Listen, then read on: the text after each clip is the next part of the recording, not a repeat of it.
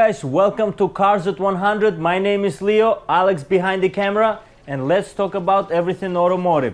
And we have a very interesting act of performance, and this time is Tesla. So what we got by Tesla? Tesla basically a couple of days ago was releasing the semi-truck. As you're all aware, internet is booming with this information right now, but behind in the trailer apparently was a Tesla Roadster. Who knew, right? No one knew, no one anticipated.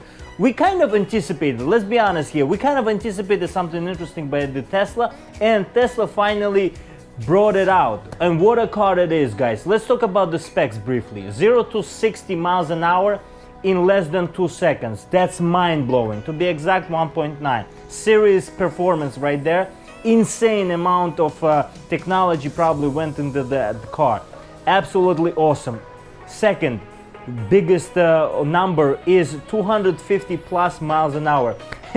Elon Musk briefly said he's like, we don't know exact speed limit of this car, but we know there's gonna be 200 plus miles an hour for sure. It's like one of those things, like, you know, he's not bragging, but it's kind of he's bragging at the same time. That's ridiculous and fascinating at the same time. Third biggest number of this car is 200 kilowatt hour battery. So that's double of P100D, guys. So that's insane. So this car apparently, which comes to fourth number, which is very important, will last you, if you charge it once a week. Apparently once a week you can charge it for a whole week. Why? Because 600 miles of highway miles you can get on the single charge, guys, which is mind-blowing. He just crosses every step, every boundary, Elon Musk, and he gives us this car, and expect this car to be on the streets. Hopefully not like Model 3, of course, which is the biggest elephant in the room, of course, but Tesla Roadster is supposed to be on the streets by 2020. Expect that car to be properly tested in 2021. So future is here, guys, and we are witnessing the future right now. The biggest thing that this car right now does is, once again, doing a competition to the combustion engine counterparts that this car competes with right now. So when this car releases, of course they're gonna compare this car to a gas-powered cars and high-performance cars at that.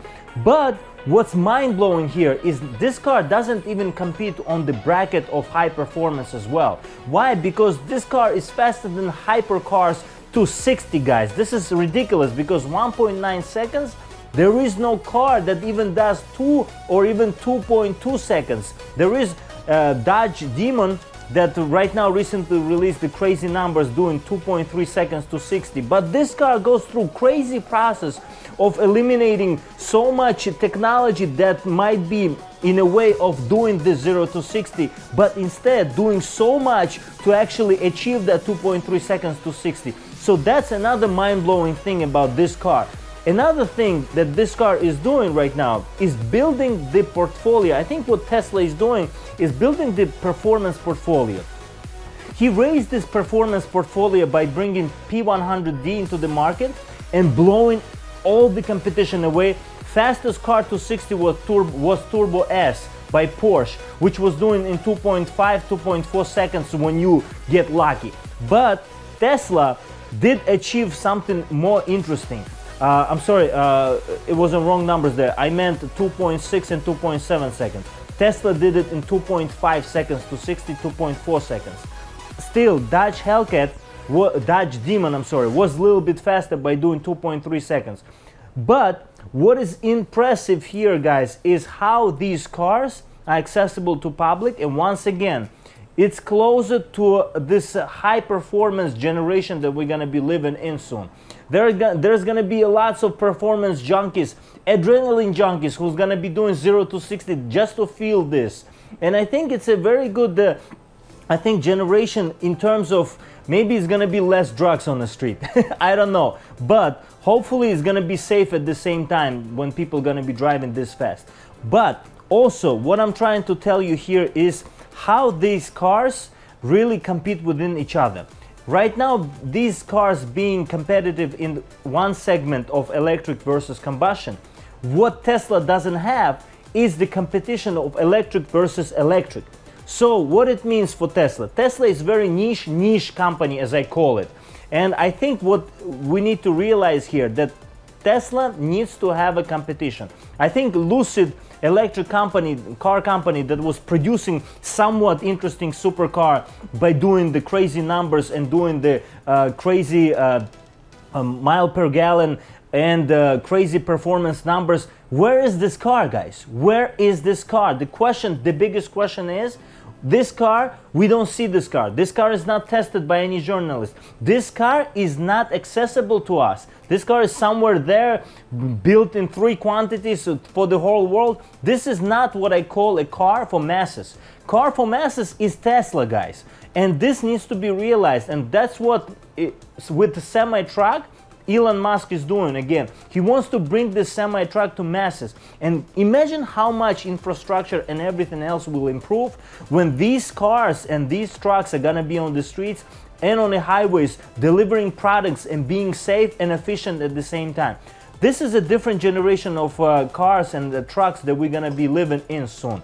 And what really needs to be addressed here is the supercars. So supercars, let's talk about, if we're talking about all electric cars, let's talk about electric supercars. Rimac Concept 1, the biggest supercar and the most niche supercar. There is no other supercar that is electric and does huge numbers and doing huge speeds by just using electricity. Rimac Concept 1 is one car that is actually doing this. So I think Tesla not gonna lose this opportunity, and they're gonna jump into this high supercar performance by introducing this Roadster by Tesla. They are doing something interesting. They paving the way, I think, for hyper car that is gonna be also electric and might be competing with Rimac Concept 1. So I think we need to look forward to that as well, guys. So think about that. I think we need to address also one more thing,